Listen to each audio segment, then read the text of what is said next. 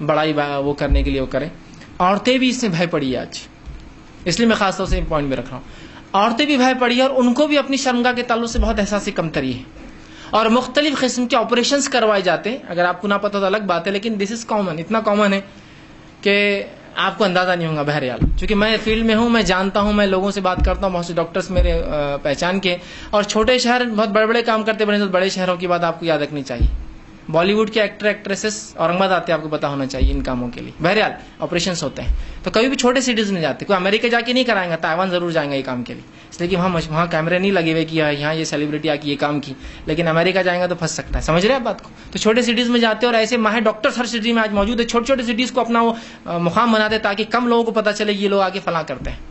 جو hero heroines کو آپ دیکھ رہے ہیں ٹی ویوں کے اوپر جو مختلف کام کر رہے فحاشی, یہ ان کے نیچرل بیوٹی نہیں ہے میرے بھائی, اس کو سمجھیے آپ. تو ان لوگوں کو دیکھ کر عورتیں بھی ہماری مائل ہو رہی ہیں اور مختلف قسم کے آپریشنز کی طرف جا رہی ہیں, جس کے اندر بالخصوص شرمگاہ کے تعلق سے, اگلے حصے کے تعلق سے عورت جو ہے اس میں احساس کمتری میں کہ یہ بھی پکچروں کا اور ٹی وی کا نتیجہ آتا ہے کہ مجھے فلاں, اللہ رحم کرے, اللہ معاف کرے, ویسا چاہیے چونکہ وہ عورت ویسی ہے. اور مختلف چیزوں کو بتایا جا رہا ہے کہ ایسا ہو تو you are perfect, else you are imperfect. تم ایسا ہے تو پرفیکٹ ہے, ورنہ تم پرفیکٹ نہیں ہے. ارے یہ تو ان لوگوں کے لیے جو دن اور رات مختلف کھانوں کو چکتے ہیں. شریعت میں صرف ایک مرد ایک عورت کے ساتھ ہے. یہ وہ دنیا نہیں ہے جہاں ہر آدمی چاہ کر آپ کو چکر جائیں گا, جو بتائیں گا کیا چوائس اور کیا اس کے لائکس اور ڈس لائکس. آپ سمجھیے اس چیز کو. ایک مسلم مرد صرف ایک عورت کو شادی کرے گا, ملیں گا, ایک سے دو تین چار سے ملیں گا, اس کے علاوہ اس کو نالج ہی نہیں کہ ففتھ اور سکس اور سیونتھ کیا ہوتا ہے. سمجھ رہے ہیں؟ اور ایک عورت کو صرف ایک ہی مرد معلوم ہے, اس کے علاوہ اس کو معلوم ہی نہیں, تو اس کو کیسے پتا چلے گا بڑا اور چھوٹا کیا ہوتا ہے اور ایسا اور ویسا کیا ہوتا ہے. سمجھیے اس چیز کو. تو اس کے لیے پروگرامز کیے جاتے ہیں اور مختلف قسم کی سرجریز کی جاتی ہے. اس معاملے میں جو عورتوں کو نصیحت کروں گا یہ ہے, صرف ایک قسم کی سرجری آپ کے لیے جائز ہے, جو کہ نبی اکرم صلی اللہ علیہ وسلم نے آپ کو اجازت دی. آپ میکسیمم اگر چاہتی ہے تو صرف ختنہ کروا سکتے ہیں. اب بہت سے لوگ ہاں یہ کیا ہے ختنہ, ٹھیک. تو بہرحال عورت کی شرمگاہ کے اگلے حصے کا کچھ حصہ ایسا ہوتا ہے جو مرد کے جیسا فور سکن ہوتی ہے. مرد کی شرمگاہ کے آگے ایک جلد ہوتی ہے, جو پیدا ہوتا ہے تو جلد سامنے لٹکی ہوئی ہوتی ہے, جس کو ختنہ کے ذریعے کاٹا جاتا ہے. اسی طرح عورتوں کی شرمگاہ کے اندر دو حصے ہوتے ہیں, دو حصوں کے اندر پھر دو حصے ہوتے ہیں, اور ایک جلد ہوتی ہے جو دل بہت باہر تک آ سکتی ہے, جیسا مردوں کی آتی ہے.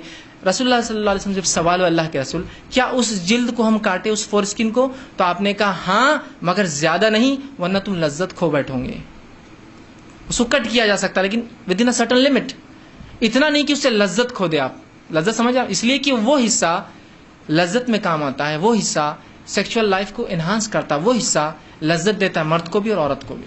تو کہا کر سکتی ہو لیکن اپ ٹو سرٹن لیول, بہت زیادہ نہیں, اس لیے کہ وہ لذت پھر تمہاری مار کھا سکتی. تو عورت کے لیے ختنہ کرانے کا جو شریعت میں جاتے ہیں اتنا صرف کر سکتی ہے ادا کے. لیکن جب میں ختنہ کی بات کر رہا ہوں تو ہرگز میں ایف جی ایمز کو سپورٹ نہیں کر رہا ہوں, فیمیل جینیٹل میوٹیلیشن کو میں سپورٹ نہیں کرتا ہوں, کیونکہ وہ ایک الگ عمل ہے.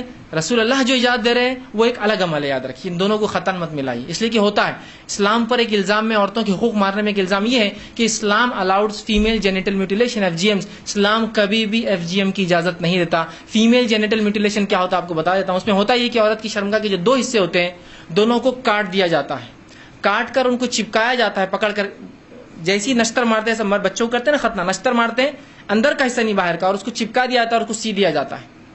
سینے کے بعد صرف ایک سوراخ نیچے چھوڑا جاتا ہے جس سے پیشاب اور حیض کا خون نکلے.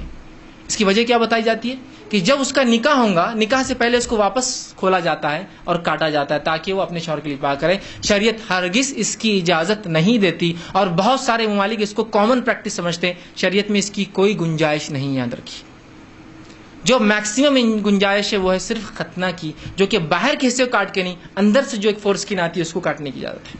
ٹھیک ہے, تو ایف جی ایم کی بات میں نہیں کر رہا ہوں, صرف ختنہ کی سرکمسیشن کی بات کر رہا ہوں. ٹھیک, آئیے. سیکنڈ جو عورتوں میں ایک احساس کمتری کی وجہ سے آج جو بڑھ رہا ہے, جو یہ پکچروں کا اور یہ ویسٹرن کلچر کا اور اپنی چیزوں کو پروموٹ اور اپنے پروڈکٹس کو سیل کرنے کا اور انسانی زندگی کے ہر شعبے میں گھس کر اس کو برباد کرنے کا جو طریقہ ہے, اس میں ایک یہ ہے کہ آپ تو ایسے لگتی نہیں کہ آپ عورت ہیں, تو اب کیا کریں. جسٹ اب آپ جائیے مختلف قسم کے آگمنٹیشن پروگرامز کے لیے, امپلانٹس کے لیے یا انہینسمنٹس کے لیے. یہ کیا ہوتا ہے کہ عورت اپنے سینے کے مختلف آپریشنز کراتی ہے, اس کو مختلف نام دیے جاتے ہیں. سب سے کامن ہے آگمنٹیشن, بریسٹ آگمنٹیشن, کہ اس کو مختلف قسم سے بھائی کس ہیروئن اور کس کے جیسا چاہیے آپ کو، وہ تصویریں دکھا کر اس کو مختلف قسم سے مختلف طریقوں سے مختلف سرجریکل مینس ہے جس میں اپنی چربی نکال کر ڈالی جاتی ہے، جس کے اندر سلیکون جو ہے ڈالا جاتا ہے، یا مختلف اور بھی چیزیں آج کل بہرحال آ رہی ہے، ڈیولپمنٹ کنٹینیوس چالو ہے، وہ ڈال کر اس کے سینے کو بڑھایا جاتا ہے. میں گزارش کروں گا یہ ہرگز شریعتاً جائز نہیں ہے اور یہ حرام ہے، یہ حرام ہے، اس لیے کہ یہ فطرت میں تبدیلی یاد رکھے. ٹھیک، تو یہ بہرحال اس میں کچھ سوالات تھے، وضاحت میں نے ضروری سمجھی. ٹھیک، اب یہ جمع کی بات تھی، دوبر میں جمع منع ہے. اب اس کے بعد